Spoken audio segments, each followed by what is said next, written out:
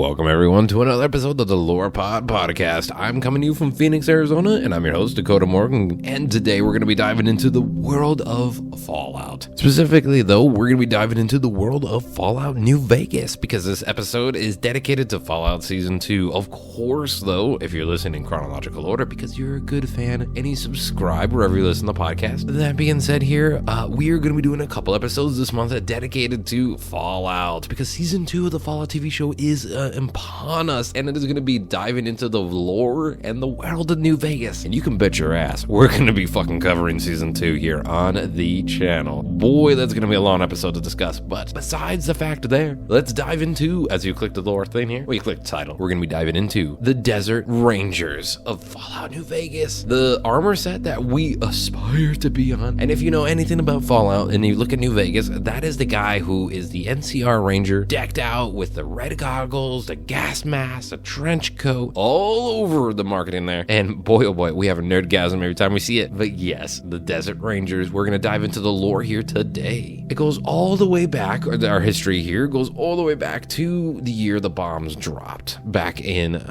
Fallout's history here, when the world basically ended, but also began again, what do I say? So once the bombs stopped dropping there in the Nevada region, survivors like preppers and people who were able to somehow survive the bombs falling. But needless to say, though, some of the bombs didn't drop. Well, almost all of them didn't drop because of Mr. House in New Vegas. Now that we're going to cover Mr. House in a different episode, but there were survivors of this, and most of them, of course, were preppers and shit, and like survivalists that were able to do what they needed to do. But most of those preppers and survivalists actually got together in order to help maintain order in this new chaotic fucking world that's been going down since the bombs dropped, right? Now, these people were inspired, though, by the Texas Rangers, the old law enforcement company that still act to this day. And so what they did is actually started protecting by killing raiders and cannibalists and slavers and anyone like that, basically. So any fucking shithead, you were just like dead by these guys. They were like, nah, fam. Like, you guys are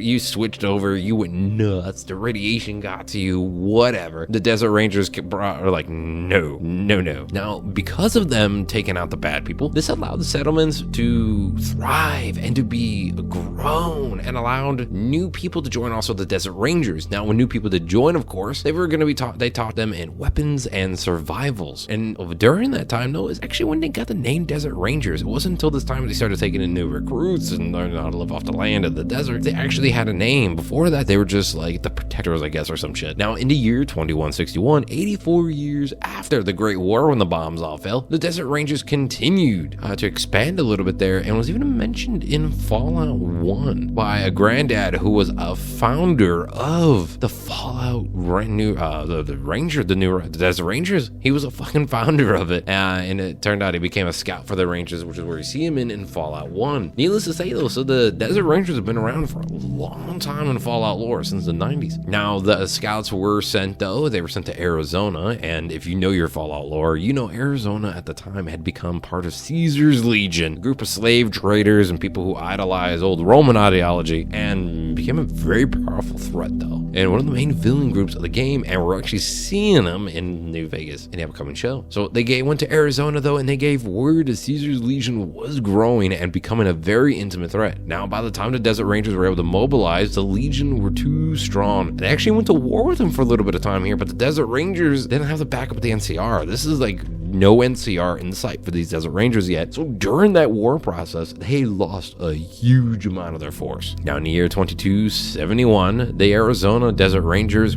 had to retreat back to the Nevada near the Las Vegas region due to the low numbers and low power in the Mojave Outpost. Now, at this time, scouts from the NCR finally showed up, the New California Republic, of course, of which we will do an episode on here pretty soon, and they actually met the Desert Rangers. Now, there was some diplomatic talks, of course, because the NCR is actually a good group. Now, the Rangers agreed to join in order to have the NCR guard their land. So they know they needed help on the home front here in order to help protect everything, and they knew the NCR could provide that, only if they joined. Now, of course, so the NCR and the Rangers did agree, and it was also pronounced the Unification Treaty. And over there at the Mojave base, there was a statue of an NCR trooper and the Rangers shaking hands, kind of like a Statue of Liberty thing, and you walk underneath it as you go in and shit. But majority of the characters don't don't like it. The Desert Rangers, though, being elite people of operations, these Rangers were asked to help actually train certain NCR troops to become Rangers. Now, though, as a man of customization of video games, if you follow me on Twitch at CodaRex97 or on the YouTube channel Dakota Morgan, you would know I'm a huge fan of customization. So of course, so with the lore, we're gonna cover the armor. The Desert Rangers became veteran Rangers though after this, and that adds in some upgrades to them. They had a big ass armor change here. Now, veteran Rangers are gonna be the Desert Rangers, as you know, in the lore here, but veteran Rangers you will find throughout the game. Now, with this being said though, before we get to the armor, I do have to say they became icons against enemies and helped win the first battle of Hoover Dam. And after that first battle, they were able to follow them to Boulder City, where there was a massacre. We don't talk about that yet, but hey, you know what? The veteran Rangers were able to help out hugely and help win that battle. Now again, back on the customization. Now they first had Marine Corps armor scavenged from old bases, and that was the armor that had the green eyes. Now you can actually find this though in some of the DLC campaign there, where it also has that helmet that says "Forgive me, Mama" on it because it was part of the survivalist gear. But after the unification though, you can't actually find too much of that. You're gonna find more of the veteran uniforms because it was replaced with the LAPD, the Los Angeles Police Department, riot gear made by the same manufacturer. But a huge difference in the armor though, they went from the camo and the green eyes to black armor and red eyes, which we know very much of in the game through, of course, the marketing and also seeing them in game. Now, this is actually funny because this is a gun that you can get in the game. You gotta really find it because they actually have a special revolver called the Sequoia revolver, giving when you have 20 years of service to the Desert Rangers. Now, why is that funny? Because, well, Bethesda store actually put it out there, and I think it's like $170.